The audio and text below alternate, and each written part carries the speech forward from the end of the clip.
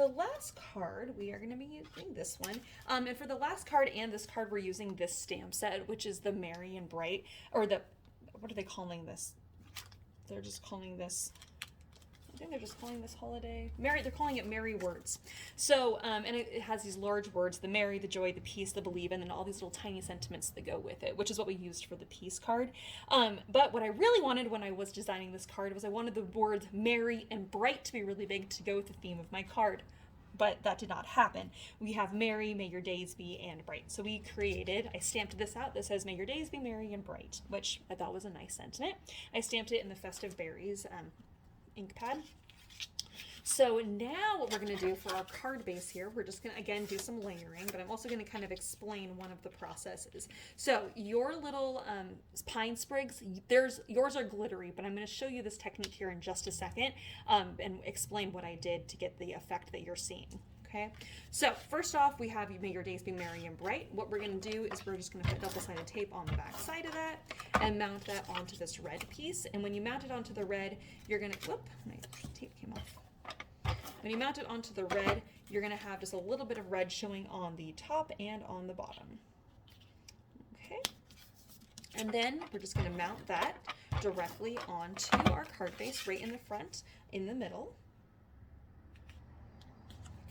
And then we have our two little green strips, and we're just going to put some glue on the back side of that, and on the inside of the card we're going to put that at the top and at the bottom, and that's just going to frame out where we're going to put our sentiment.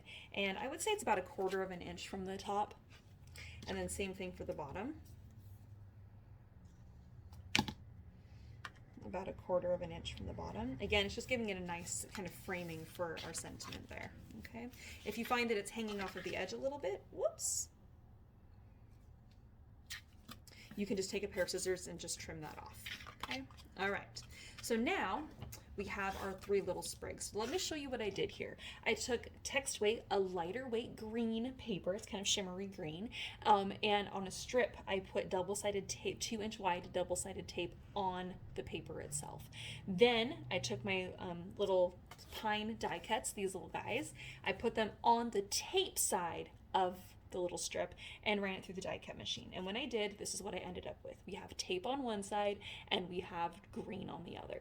All right, so this is what I did. I took some glitter and I poured it into this little container here, super fine white iridescent glitter, and I'm now going to peel off the front of the sticker. I already did this in your packet, but I'm just explaining what I did here, and then I put it tape side down right into the glitter.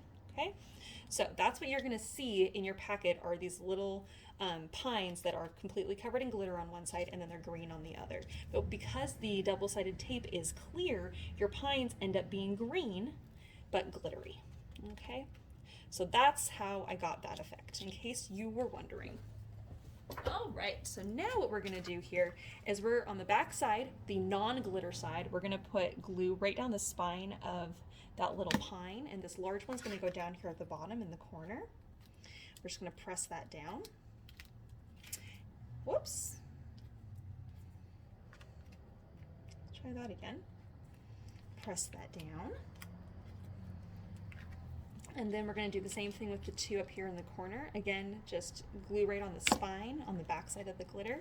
I'm going to lay that pine there.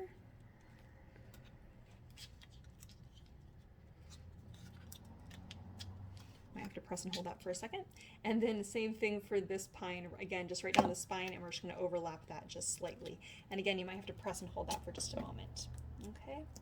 All right, now to finish off this card, I used just a red pen to add in some dot groupings.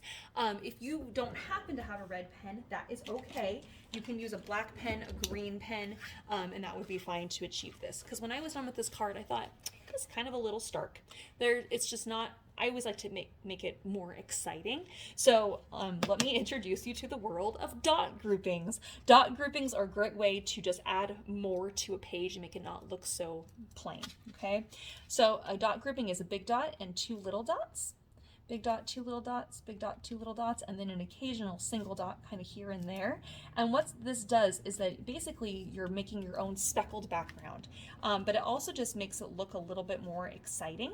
And your two little dots don't need to be right next to your big dot. They can just be kind of occasional, okay? All right. So suddenly that goes from being boring and plain to being kind of fun and exciting and a little bit more cheerful. So that is my little trick for you on making something look a little bit more fun without making it too much more complicated. So the world of dot groupings. All right, friends, those are our 3 cards for today. Thank you for joining me for card class. I hope you guys had lots of fun, and I hope you learned something new. Have a fun day, guys, and have a wonderful holiday season. I'll see you guys later. Bye-bye.